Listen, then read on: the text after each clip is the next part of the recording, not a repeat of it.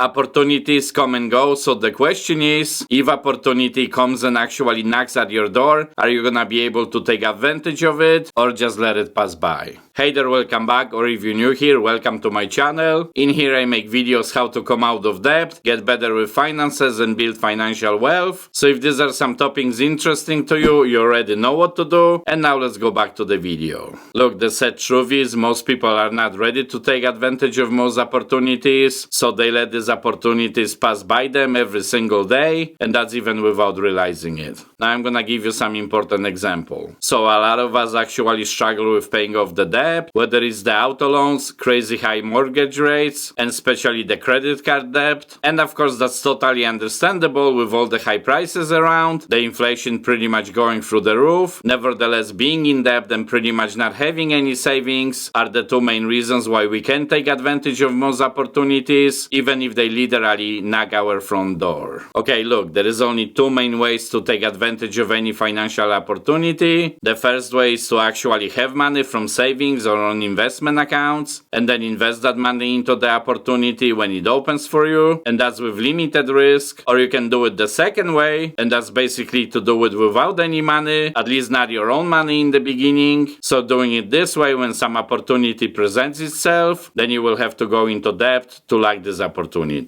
Now I'm gonna actually use my personal example because I think this is perfect illustration of what I'm trying to say. So as some of you may know already by now, I was pretty heavily involved with Amazon Influencers program, and since we only had limited amount of products on hand from our own shopping before, but of course I wanted to review more products, I had to make the decision whether I'm gonna go more into debt and basically buy these products. Keep in mind we had close to zero savings that time and also $20,000 of the credit card debt. So sure, that time I already knew how to edit videos, that's because of my YouTube experience. So within the first month or so I posted about 20 initial videos and I started to earn some commissions. The income also started to grow from the second month, so I decided to take this huge risk starting from second and especially the third month. I started to invest a lot of money into buying these products. Obviously Amazon didn't require me to buy the products, but I wanted to make the reviews. So in the first few months I was kind of matching the money I'm spending with the revenue that I'm getting. So long story short, we added another $20,000 of credit card debt. Yes, that's on top of the first 20,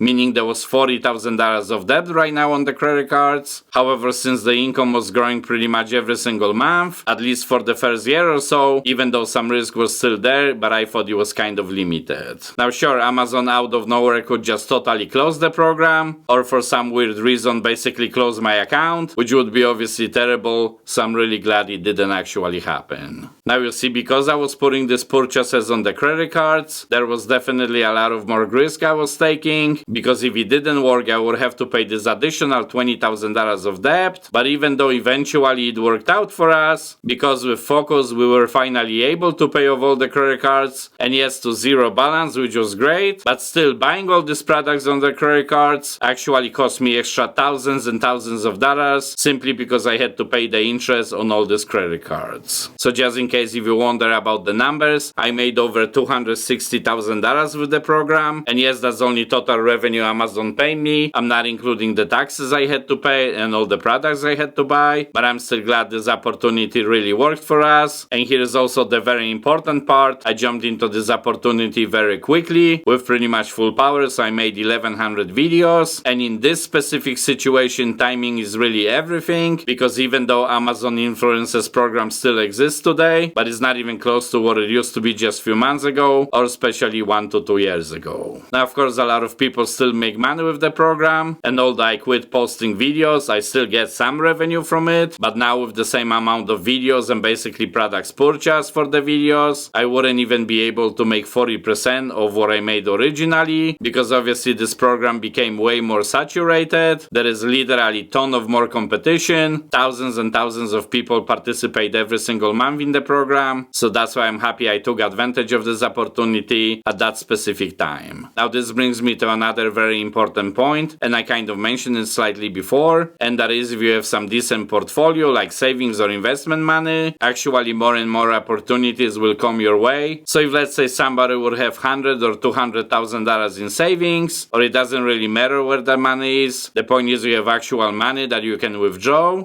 and let's say some financial opportunity show up for you, but you have to spend $20,000 or $40,000 initially. Sure, of course, as with any opportunity, there always will be risk. However, when you think about it, this is relatively small risk, because sure, in absolute worst case scenario, you can still lose this $20,000 or $40,000. However, without having any savings, the risk is way higher, because let's say somehow you're able to pay this on the credit cards, this $20,000 or $40,000, so you're technically risking that same amount of money, but actually your risk is way higher, and I wouldn't even recommend to start any business that way or any opportunity, because then no matter what, you still have to pay the interest on the credit cards, and with today's rates between 25 and 29% on the credit cards, this is pretty much any opportunity killer, and unless that business would give you tremendous gains financially, otherwise it would be definitely not worth it. Additionally, and I think this is crucial, if you actually have some savings or money to invest, you will see more opportunities showing up for you every day, simply because now you're confident, ready, and you're looking for opportunities. Look, if I ask you this question, how many BMW cars you saw on the highway today while coming back from work, you probably couldn't answer that question, right? However, if someone would have said to you, hey, I'm gonna give you $50 for every single BMW you see on the road tomorrow morning, I'm pretty sure you would be able to remember every single BMW you saw, and it's exactly the same with financial opportunities. The more you're actually looking for them, the more opportunities you will be able to find. So that's why having the savings, for example, is one of the most important things that get you ready for any opportunity. I'm gonna share this amazing quote with you. That's from Les Brown, and in one of his amazing speeches he said, it's always better to be prepared for the opportunity and not have one than having the opportunity and not be ready for it. I absolutely love this quote, and I think this is a good way to end this video. So thank you for watching, and if you're shopping by using your debit card, you may want to stop it now and watch this video next. There is a lot of good info in it too, and maybe I'll catch you next time.